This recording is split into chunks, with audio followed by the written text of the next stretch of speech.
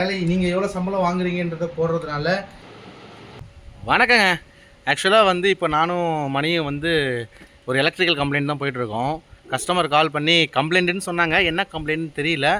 So நாங்கள் நேராக போயிட்டு அங்கே என்ன கம்ப்ளைண்ட் அட்டன் பண்ண போகிறோம் அப்படின்றத நம்ம நேரிலேயே இப்போ நம்ம ஒரு ஃபுல் வீடியோவாக எடுக்க போகிறோம். போய் பாருங்கள் வீடியோவை ஃபுல்லாக பாருங்கள்.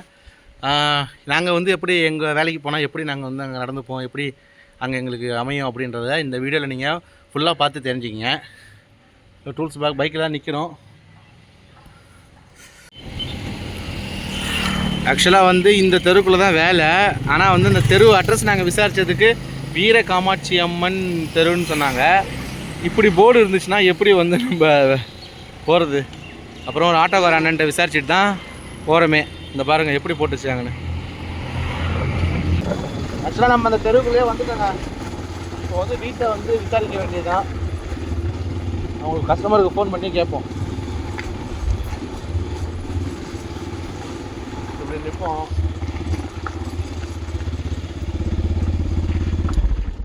காட்டு ஃபோனை கொடு. ஃபோனில் தான்டா ஃபோனே பண்ணணும்.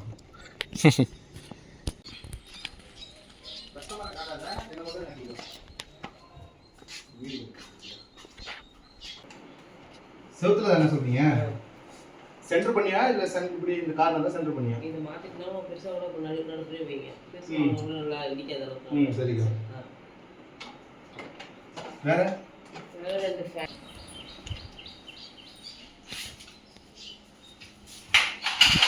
அப்புறம் வந்து என்ன வேலைன்னு பார்த்தீங்கன்னா, ஒரு டிவி ஒன்று ஃபிக்ஸ் பண்ணணும்.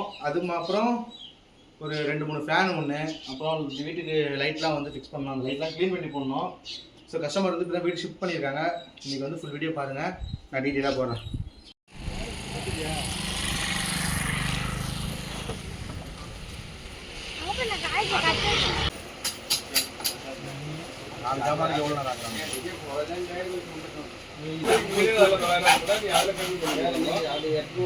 ஒரு 5-6 ஜாமான் வாங்கியிருக்கோம். என்னன்னு பார்த்தீங்கன்னா, ஆங்கிள் ஹோல்டர் வந்து இங்கே லோக்கலில் வந்து 45 ரூபா. எங்கள் ஏரியாவில் சிதம்பரத்தில் ஒரு சேட்டுக்கல்லில் தான் வாங்கினேன். அப்புறம் வந்து இந்த 70 என்ன போட்டிருக்காங்க, 2 கிளாம்பு, இந்த ஃபேனோட மேலே போடுற கிளாம்பு 35 70 ரூபா போட்டிருக்காங்க. அப்புறம் வந்து டியூப்லைட் கிளாம்பு வந்து டியூப்லைட்டுக்கு போகிற கிளாம்பு வந்து ஒன்று வந்து 15 ரூபாயாம், 5 வந்து 75 ரூபா வருது. இந்த கிளாம்பு சிதம்பரத்தில் வந்து 15 ரூபா நிற்கிறாங்க சேட்டு கடையில். உங்கள் ஊரில் என்ன ரேட்டுன்னு சொல்லிவிடுங்க. அப்புறம் வந்து ஒரு 1 இன்ச் ஸ்க்ரூ வந்து ஒரு 30 வாங்கினேன், அது 20 ரூபா. அதுக்கப்புறம் வந்து 4 கோச்சு ஸ்க்ரூ வாங்கினேன் டிவி அடிக்கிறதுக்கு, அது ஒரு 20. அப்புறம் 3 மீட்ரு வந்து இந்த முறுக்கு ஒயர், இது வந்து ஒரு மீட்ரு வந்து எவ்வளோ 21 ரூபா போட்டிருக்காங்க. அப்போ வந்து 7 ரூபா ஒரு மீட்ரு. டோட்டலாக வந்து 251. கஸ்டமர் நம்மகிட்ட கொடுத்தது 250. கரெக்டாக இருந்துச்சு. இல்லைக்கா, நான் கூட கம்மியாக தான் வரும்னு நினச்சேன். எப்பயுமே நான் வந்து வேலை செய்யறதுக்கு முன்னாடி என்னோடய டூல்ஸ் பேக்லேருந்து நான் என்னென்ன டூல்ஸ் யூஸ் பண்ணுறனோ அதெல்லாம் எடுத்து வெளியில் வச்சுருவேன்.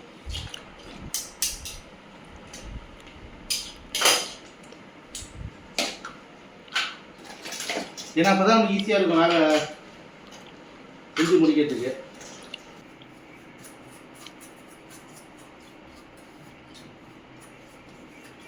நம்ம எப்பயுமே வந்து ஃபேன் வந்து மாற்ற மாதிரி இருந்தால் க்ளீன் பண்ணி தான் போடுவோம்.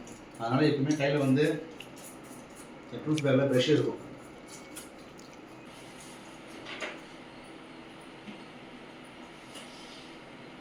கஸ்டமர் வந்து நல்லா ஓடிட்டு இருக்க ஃபேன் தான் சொன்னாங்க.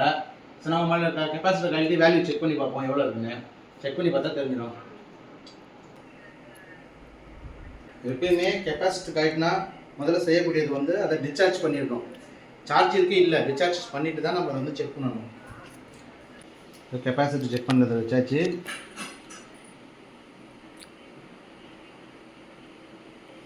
என்னடா இது? ஆக்சுவலாக இந்த இடத்துல வந்து நான் ஃபஸ்ட்டு செக் பண்ணும்போது எனக்கு 600க்கு மேலே வேல்யூ காட்டுச்சு. இது எதனாலன்னு எனக்கு ஒன்றும் புரியல. அப்புறம் திரும்பி நான் வைக்கும் போது வந்து எனக்கு ஒழுங்காக காட்டிடுச்சு. ஸோ வந்து நான் அதையும் நான் உங்களுக்கு ஆட் பண்ணுறேன் பாருங்கள்.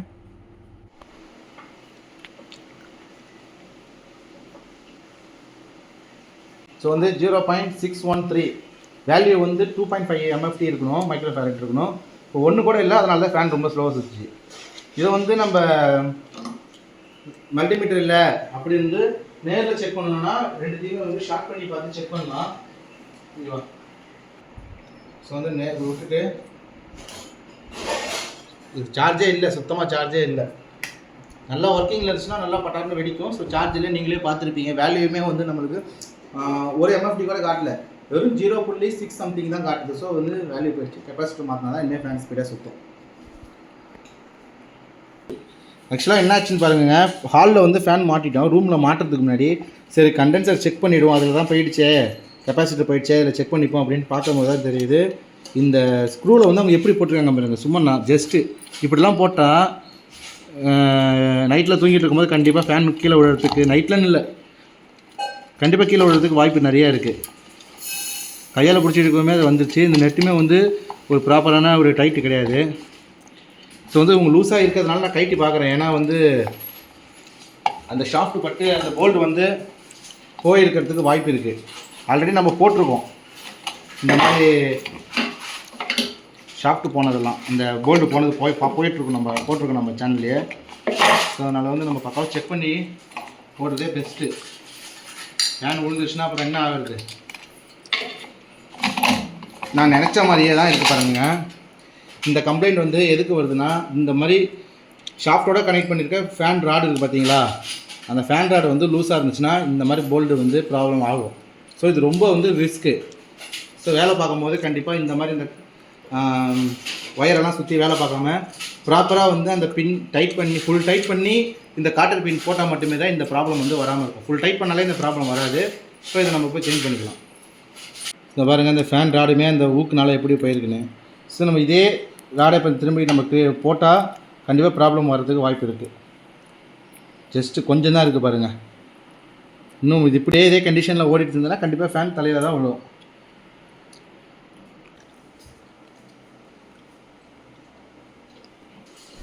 ஆக்சுவலாக ரூமில் மாட்டுற ஃபேனுக்கு கண்டென்சர் செக் பண்ணிவிட்டு போட்டுருவோம். இதுவுமே வந்து வேறு இருக்குது, ரொம்ப நேரம் ஓடுது. 2.1. ஸோ வந்து 2.5 இருக்கணும், இப்போ 2.1 இருக்குது. இதுவுமே வந்து கண்டென்சர் சுத்தம் தான், போட்டால் சுத்தம் தான். ஆனால் வந்து நம்ம புதுசாக போட்டுடலாம். ஏன்னா இது டேப்லாம் போட்டு ஆல்ரெடி கண்டென்சர் உள்ளே டேமேஜ் ஆகிட்டு கொடுத்துருக்கு. ஆல்ரெடி டேப் போட்டு அழுத்தி வச்சுருக்காங்க. ஸோ வந்து நம்ம இதுக்குமே வந்து புது கண்டென்சர் போட்டுடலாம், ரெண்டு இதுக்குமே.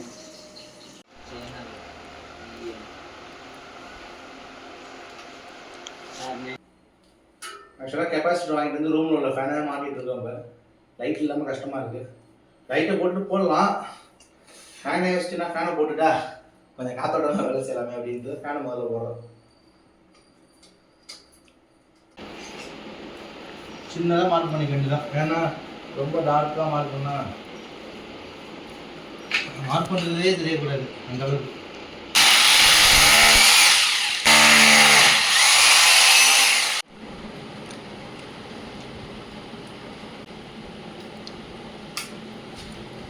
ஓகே, ஸோ வந்து இப்போதைக்கு 2 ஃபேன் மாட்டியாச்சு, ஒரு லைட் மாட்டியாச்சு, இன்னொரு 3 லைட்டு, ஒரு ஆங்கிள் ஹோல்டர், அப்புறம் ஒரு டிவி. ஸோ இது வந்து ஹாலில் உள்ள ஃபேனுக்கு கண்டென்சர் மாத்திராப்புல மணி.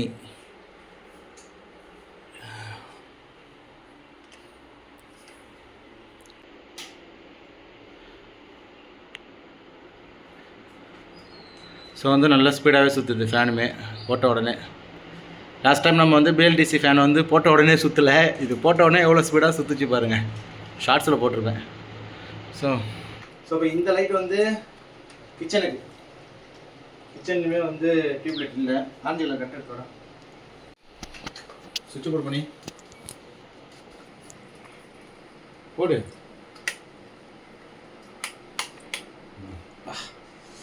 திடீர்னு கண்ணை கொடுத்தது. ஸோ கிச்சன்லேயும் லைட் முடிஞ்சுது. நெக்ஸ்ட்டு ஆக்சுவலாக வந்து இப்போ வந்து ஆங்கிள் ஹோல்டர் ஃபிக்ஸ் பண்ணுறோம்.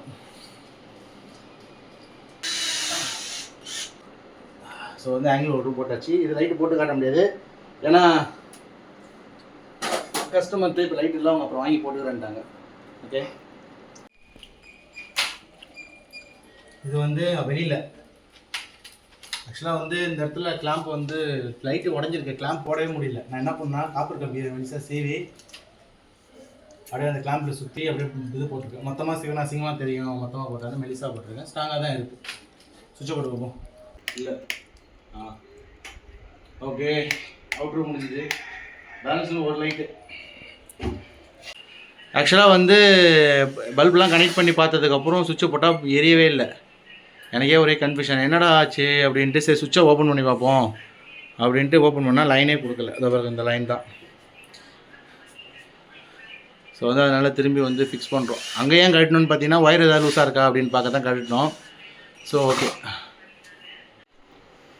ஸோ வந்து ஸோ கிச்சன்லேயும் வேலை முடிஞ்சுது.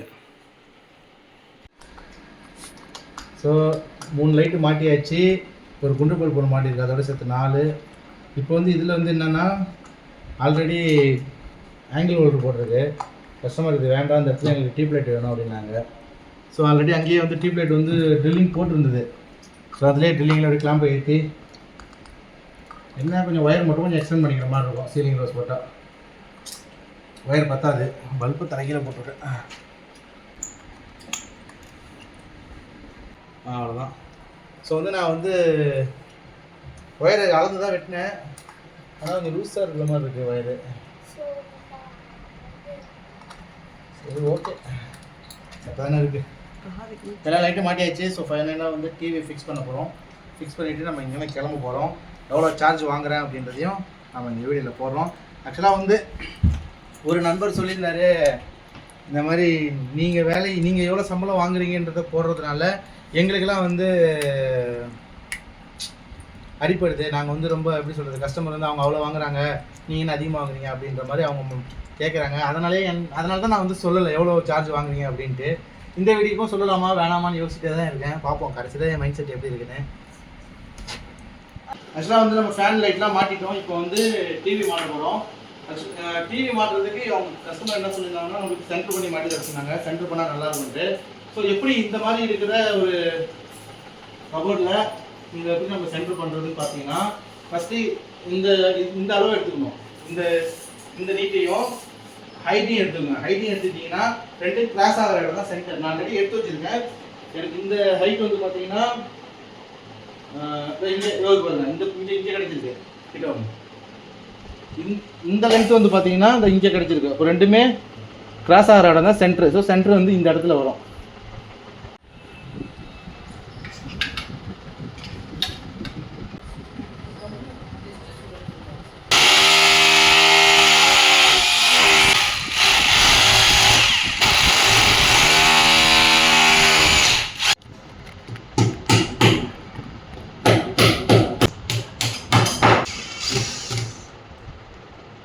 ஆக்சுவலாக வந்து கோச் ஸ்கூல் தான் அடித்தேன்.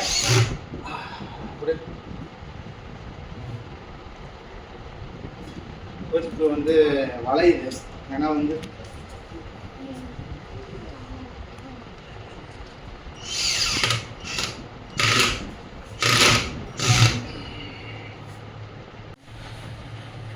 ஆக்சுவலாக வந்து டிவி ஃபிக்ஸ் பண்ணியாச்சு. இந்த டிவியில் என்ன ஒரு பிரச்சனைன்னு பார்த்தீங்கன்னா, நான் ஸ்டாண்டெலாம் அடிச்சுட்டு இந்த இது இருக்குது பாருங்கள், இந்த கிளாம்ப் வந்து பெண்ட் ஆகிருக்கு பாருங்கள். இப்படி வந்து 3 மாதிரியாக இருக்குது பாருங்கள். இப்படி இருக்காது. ஆக்சுவலாக இது வந்து இப்படி தான் இருக்கும். இதில் இந்த கிளாம்பை போட்டோன்னா டிவியோட வெயிட்டுக்கு சாஞ்சிருச்சு. ஆல்ரெடி வந்து கஸ்டமர் வீட்டில் இப்படி தான் இருந்துச்சான். அவங்களே சொன்னாங்க, நான் கேட்டேன். இந்த கிளாம்ப் ஆக்சுவலாக வீக்காக இருக்குது. ஸோ வந்து பொசிஷன் பார்த்தீங்கன்னா கொஞ்சம் கீழே உட்காந்து பார்க்குற மாதிரி தான் இருக்குது லைட்டாக. கஸ்டமர் சொன்னாங்க, இந்த டிவியோட ஸ்டாண்ட் இது இல்லைப்பா, இது வேறு ஸ்டாண்டு வாங்கி வச்சோம் அப்படின்னு சொல்லியிருந்தாங்க. இன்னும் சின்ன இந்த சாமி ரூம்லலாம் கொஞ்சம் ட்ரில்லு போட்டு தர சொன்னாங்க.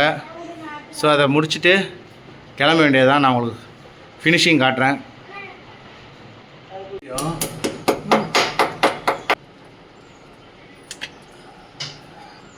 ஸோ ஃபைனலாக வந்து ஒர்க் முடிஞ்சிருச்சு.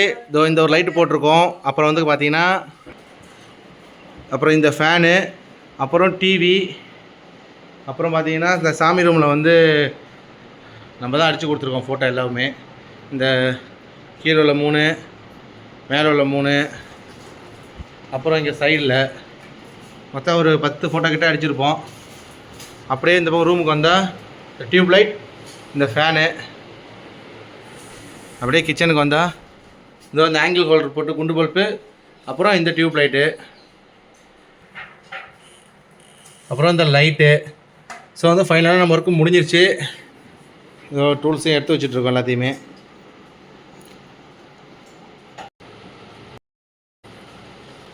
ஆக்சுவலாக வந்து நம்ம எவ்வளோ வாங்கியிருக்கோன்னா இன்றைக்கி 2500, ஒரு 200, ஒரு 100, 1300 வாங்கியிருக்கேன்.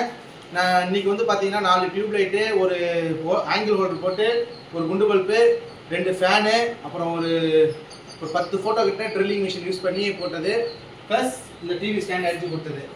இவ்வளோது சேர்த்து 1300 வாங்கியிருக்கேன். நியாயமாக இல்லைன்னு நீங்கள் சொல்லிட்டு போயிருங்க. சில பேர் அதிகம்னு சொல்லலாம், சில பேர் கம்மின்னு சொல்லலாம். நீங்கள் எனக்கு கமெண்ட்டில் போட்டிங்கன்னா தான் நான் எவ்வளோ வாங்கணும் அப்படின்றது எனக்கும் தெரியும். இந்த வீடியோ உங்களுக்கு யூஸ்ஃபுல்லான வீடியோ தான். ஏன்னா இதில் நான் எதுவும் உங்களுக்கு சொல்லித்தரல. ஏன்னா வந்து நான் இன்றைக்கி என்ன வேலை பார்க்குறேனோ அதை தான் நான் எடுத்திருக்கேன். வீடியோ பிடிச்சிருந்துன்னா கண்டிப்பாக நம்ம சேனலை ஃபாலோ பண்ணிவிட்டு சப்ஸ்கிரைப் பட்டன் எடுத்துருங்க, ஒரு லைக் போட்டுருங்க. நீங்கள் லைக் போட்டிங்கன்னா தான் எனக்கு வந்து தெரியும். அடுத்த வீடியோ ஃபுல் வீடியோ வேணுன்னா கமெண்டில் க்ரீன் கலர் ஹார்டின் போட்டுருங்க. பார்க்கலாம் நெக்ஸ்ட் வீடியோவில்.